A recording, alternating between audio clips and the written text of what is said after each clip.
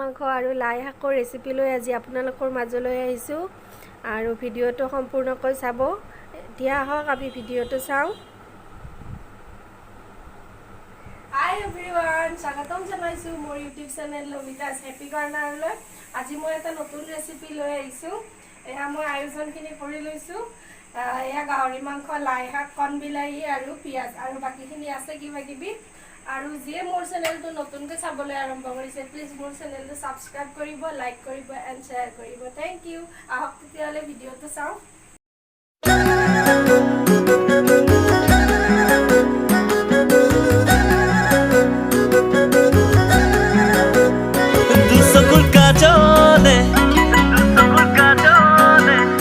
পগলা কৰিলে দুচকুৰ কাজলে পগলা কৰিলে সদায় ৰাতি ৰাতি শুবলৈ নিদিয়ে। মই হলো বলিয়া তোৰে পগলা, নাহিবি কাষলে কৰি মই পাম কিবা ভৰ বাৰিষাৰে যৌৱনৰ আমনি। এয়া গোটা জিৰা, ধনিয়া আৰু ইলাচি, লং কেইটামান ভাজি লৈছোঁ। সামগ্ৰীখিনি ৰেডি কৰি লৈছোঁ। এতিয়া আমি বনাবলৈ ষ্টাৰ্ট কৰিম। এয়া বইল মাংস, লাই শাক আৰু পিঁয়াজ, কণ বিলাহীকেইটাৰ গুটি অংশখিনি গুচাই লৈছোঁ।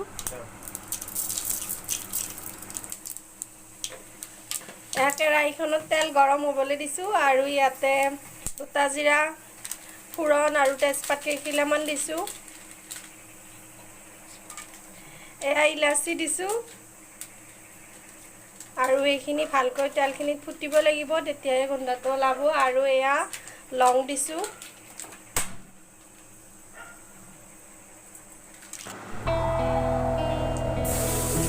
এতিয়া পিঁয়াজখিনি দি দিছোঁ আৰু পিঁয়াজখিনি ধুনীয়াকৈ ৰঙচুৱা হোৱালৈকে ভাজি থাকিব লাগিব আৰু গেছৰ ফ্লেমটো মিডিয়ামকৈ ৰাখিব যাতে পিঁয়াজখিনি তলত লাগি নাযায়। পিঁয়াজখিনি যেতিয়ালৈকে গলি কোমল হৈ নাযায় তেতিয়ালৈকে এয়া পিঁয়াজখিনি ভাজি থাকিব লাগিব। আৰু এতিয়া ইয়াতে বিলাহীখিনিও দিছোঁ। বিলাহীখিনি দিয়াৰ পাছত অকণমান বিলাহীখিনিৰ পৰা পানী ওলাইছে আৰু এই পানীখিনি যেতিয়ালৈকে গোটা হৈ নাযায় তেতিয়ালৈকে এইখিনি ভাজি থাকিব লাগিব কোমল হোৱালৈকে। গাহৰি মাংস কোনে কোনে খাই ভাল পায় মোক জনাবচোন। ময়ো নোখোৱা নহয়, খাওঁ কিন্তু কমকৈ খাওঁ। এয়া হালধি গুড়ি অকণমান দিছে।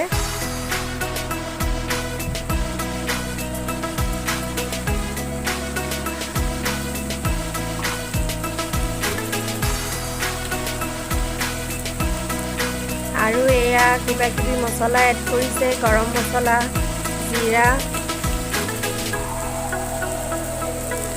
মিট মছলা, ধনিয়া গুড়ি,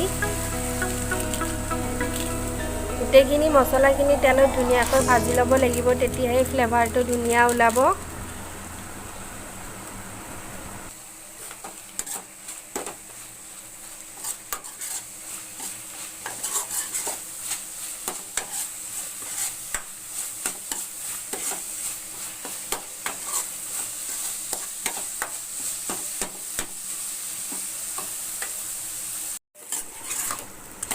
এতিয়া ভাজি লৈ থকা বিলাহীখিনি আৰু পিঁয়াজখিনিৰ লগত আগতীয়াকৈ বইল কৰি ৰখা মাংসখিনি ইয়াতে দি দিলোঁ আৰু এতিয়া এইখিনি ভালকৈ লৰাই থাকিব লাগিব যেতিয়ালৈকে মছলাখিনি মাংসখিনিত সোমাই নাযায়।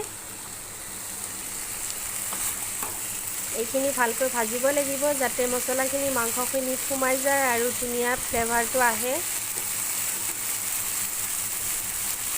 আজি গাহৰি মাংসখিনিত মই কণ বিলাহী এড কৰিছোঁ কাৰণ কণ বিলাহীৰ টেষ্টটো এটা সুকীয়া। আৰু গুটি অংশখিনি গুচাই লৈছোঁ কাৰণ গুটি অংশখিনিৰ পৰা গেছ হোৱা বুলি মই শুনিছোঁ, গতিকে মই সদায় যেতিয়াই বিলাহী ব্যৱহাৰ কৰোঁ আজিকালি গুটি অংশখিনি গুচাই লওঁ। এতিয়া মাংসখিনি ধুনীয়া কালাৰ আহিছে। অলপ পিছত এতিয়া লাই শাকখিনি এড কৰিব লাগিব। আগতীয়াকৈ এইখিনি ভজা হ'ব লাগিব আৰু এতিয়া ইয়াত আলুখিনিও এড কৰি দিছোঁ। আলুখিনি সিজালৈকে ভাজি থাকিব লাগিব, কাৰণ আলুখিনি বইল কৰি লোৱা নাই, মাংসখিনিহে বইল কৰা আছে। গাহৰি মাংস সিজোতে টাইম লাগে আৰু এইখিনি ভালকৈ বইল কৰি ল'ব লাগে, যাতে ইয়াৰ পৰা তেলখিনি ওলাই যায়।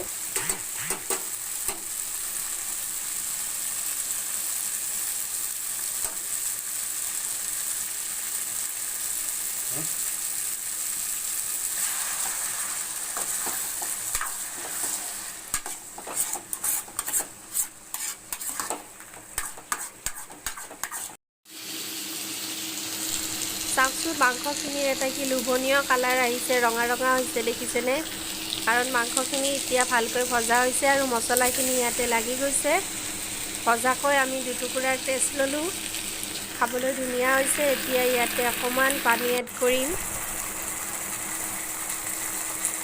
পিঁয়াজ আৰু বিলাহীখিনি এতিয়া ধুনীয়াকৈ গলি গৈছে আৰু আলু আৰু মাংসখিনি ধুনীয়াকৈ লাগি গৈছে। আচল ফ্লেভাৰটো এতিয়াহে আহিব। ধুনীয়া গোন্ধ ওলাই আছে, খাবলৈ চাগে সোৱাদে হ'ব আজি। গাহৰি মাংস আৰু লাই শাক অসমীয়া মানুহৰ এটা প্ৰধান খাদ্য বুলি ক'লেও ভুল নহ'ব, কাৰণ জনজাতীয় মানুহবিলাকেতো প্ৰায়ভাগে খায়েই আৰু আমিও খাই খুব ভাল পাওঁ। ঘনাই ঘনাই আমাৰ গাহৰি মাংস চলেই। স্বাস্থ্যৰ বাবে বেয়া বুলি জানিও মাজে মাজে খোৱা হয়, বাৰু একো নহয়।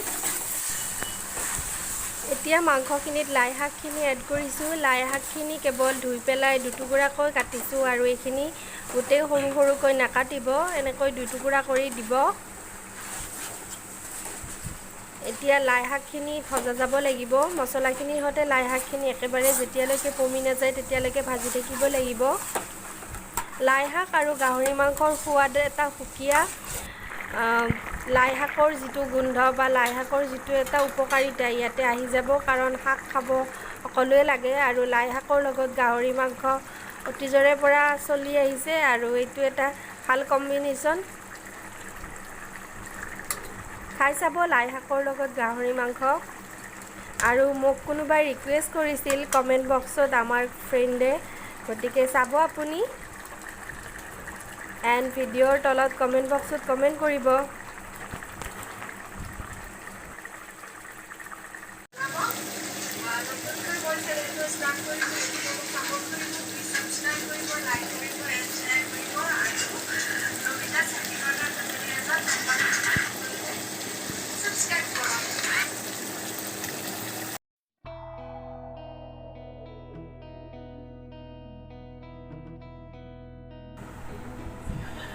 এয়া আপোনালোকলৈ আগবঢ়াইছোঁ আমাৰ অসমীয়া কাঁহৰ কাঁহীত ভাত আৰু গাহৰি মাংস।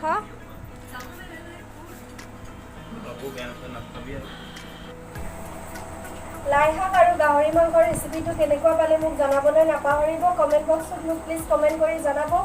আৰু যিয়ে মোৰ চেনেলত নতুনকৈ আহিছে মোক ছাবস্ক্ৰাইব কৰিব, লাইক কৰিব এণ্ড শ্বেয়াৰ কৰিব আৰু লভিতাছ হেপী কৰ্ণাৰ ফেমিলিৰ এজন মেম্বাৰ হৈ যাওক আৰু মোৰ লগত আগলৈ আগুৱাই গৈ থাকিম। আৰু ভিডিঅ'বিলাক প্লিজ চাই থাকিব আৰু আপোনালোকৰ ফেমিলিৰ মাজতো শ্বেয়াৰ কৰিব। Thank you. আৰু এটা নতুন ভিডিঅ' লৈ অহাৰ প্ৰতিশ্ৰুতিৰে ধন্যবাদ। Bye bye.